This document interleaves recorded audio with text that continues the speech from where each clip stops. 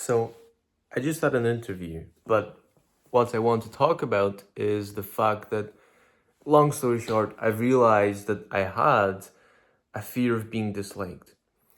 And the reason for this realization is that I had a call with Julian Sad, that's his name, yesterday, who is a creator, coach, mentor, and entrepreneur, just a good friend of mine. And he made me realize that similarly to him, because he also had this before and he is still working on it, as am I. So when I say I had a fear of being disliked, obviously I'm not perfect and I'm still working on it. But the reason it led to this is that I mentioned to Julian just how much it matters to me and of how much importance it is to me to serve people and how purpose driven I see myself as, and the fact that I truly have a sense of mission and I really want to impact people's lives in a positive way, and in the end hopefully have a really genuine positive impact on the world, maybe create a ripple effect. And in going through some of the conversations I've had with people and trying to serve them, he eventually made me realize that I didn't challenge people enough and I didn't bring out the full. I didn't bring out in people as much as I could or the best in them because I didn't challenge them enough. And the reason for that is because I had clearly a fear of being disliked. And the reason for this is because everything we do, or I'll say it this way, and I said this on the call with Julian yesterday, the way we are in the world is determined by who we are. The way we are in the world is determined by who we are. And just the point is there that everything you do stems from how you are being, from who you are internally. All our external actions and behaviors stem from our internal world. And a big part of that is our self-image. And I see myself as someone who is kind and does good in the world and is liked by people. But the issue is, as Julian pointed out to me, is that I don't have direct control over whether people like me or not. I do have indirect control, of course, but I don't have direct control. And even then, what came to mind to me was Batman. And hold on just for a moment, because I used to think that Batman was kind of something for kids. But when I say Batman, I mean specifically Christopher Nolan's movies. They're the three that Christopher Nolan made, and they're really good ones. And I wasn't a big fan of Batman until I watched those movies, and then I really liked those movies because I really resonated with them. And the main reason for that is because Batman just did not give up. He did not stop no matter what until he fulfilled his mission and he served the people he wanted to serve. And I was really inspired by that and really touched by that because I just see myself as that person. And that really, I would say, amplified the fire within me even more. And the thing that came to mind is that the fact that Batman sacrificed the way people saw him, his public image, for serving people. He sacrificed people liking him, and he didn't worry about whether people would like him. So even the character himself, Bruce Wayne or Batman, when he put on his suit or his mask, he wasn't worrying about whether people would like Batman or not. He was just focusing on serving people. And of my 5 values, I have 5 core values that I've written down. One of them was goodness. So basically just doing good in the world and spreading smiles. But I think I'm going to change that to service and to make service one of my values, core values, and that includes doing good in the world, but it also includes serving people, even if it means sacrificing maybe if they like me, which is really hard for me to say. But what I'm trying to say here is that sometimes I may have to put people's well-being and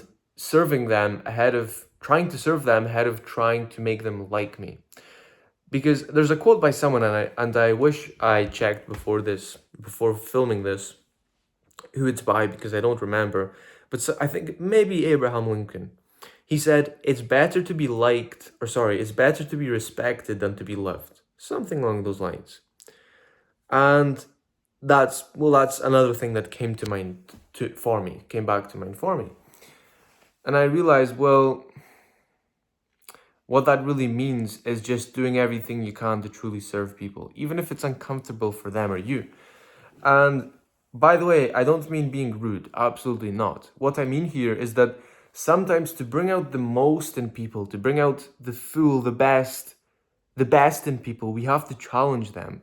And for example, giving a very simple example, that might mean in the sauna asking someone how they are, or to give a really proper example, because I actually do this, in the sauna from time to time, especially if I see an older person, an elderly person, I sometimes ask them, what's one lesson or piece of advice that you would give to your younger self? If you could, what one lesson or piece of advice would you give your younger self?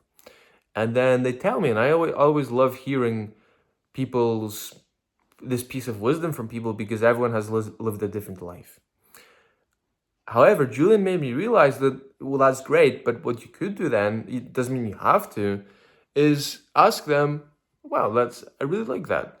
And so how how well would you say that you're applying this to your life now? Just ask them, genuinely. And then if good, then nice, just have a good conversation with them and continue. And if they say maybe not so well, then maybe ask them, why would you say that is?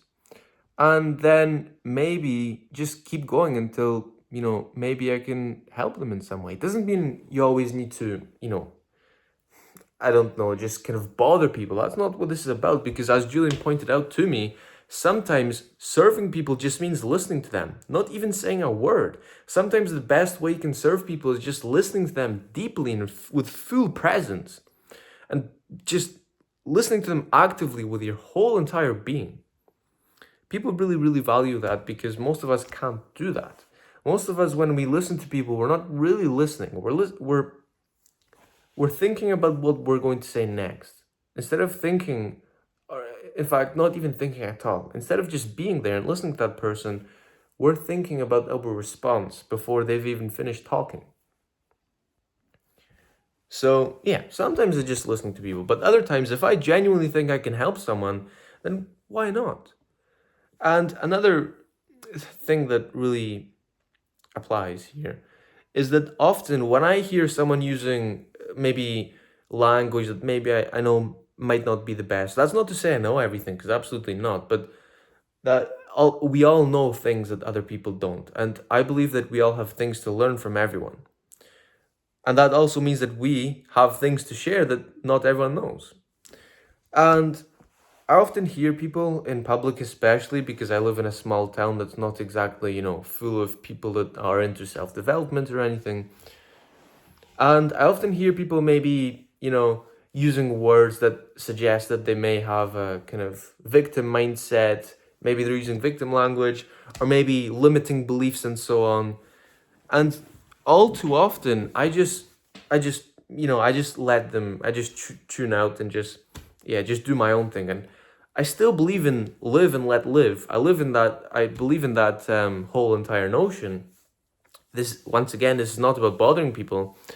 But then again, sometimes, why not? Why don't I, question someone? And the reason, by the way, I'm saying questioning instead of just giving them the advice is because Socrates, if you know, back in the day, this is the kind of method he would use. He would not try to tell people, he would not try to lecture or teach people, he would simply guide them to their truth. And that's why questions are so powerful, because it makes people embody the answer, because they come up with their own answer instead of giving them it. That's pure, because if we just sit and lecture people, they're not going to want to listen. And so questions are powerful, is the point. And so sometimes I can just politely question people and, maybe guide them to their truth and really try to help them realize something that I may know may serve them. And lastly, I also see it as I've worked over the past couple of years on developing my self-knowledge, and I kind of have three pillars of what are my three main strengths. And I'm just gonna use the words of Howard Gardner. So his intelligence types, he says there are his concept of the multiple intelligences, instead of, adopting the belief that there's only one, there's only IQ or there's only emotional intelligence. He says there's spatial intelligence, interpersonal, intrapersonal, musical. My main three are interpersonal, so people, being around people. I'm people driven and I love people, and I see myself as an outgoing person. Two, bodily kinesthetic. So long story short, I love staying active. I love being active. And then third, visual spatial. So basically, I'm creative, and I love thinking in images and coming up with big visions and so on. And so, given that I'm people driven and interpersonal intelligence is one of my strengths, it does not make sense not to do that, to try and serve people in any way I can. And if I were not to do that, and just once again, if I hear people using victim language in a sauna, for example, which I know I could potentially help them with, why would I ignore that? Why would I just leave that? If it's my mission in this one life that I have to impact people as much as I possibly can, and hopefully change at least some small corner of the world, and inspire people and awaken belief within people and guide people to change, why would I ignore that? Does not make sense anymore to me. Because then that would be a disservice both to myself and the world. And that would mean that not only would I not be helping others in guiding them to their full potential, I also would not be tapping my full potential. So I'm going to leave things here, and basically, long story short, this was just a personal reflection of mine. I clearly had a fear of being disliked, and I'm now striving to detach from that and try and kind of not worry about whether people like me so much, because I still obviously would rather be liked.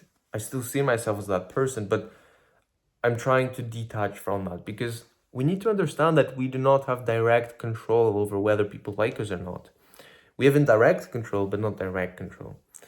So I suppose the lesson here would be today, just question your actions and why you do various things, why you think things you think, why you believe the things you believe, and don't ever stop. Keep going. I believe in you and I wish you all the best. Until next time, be mega.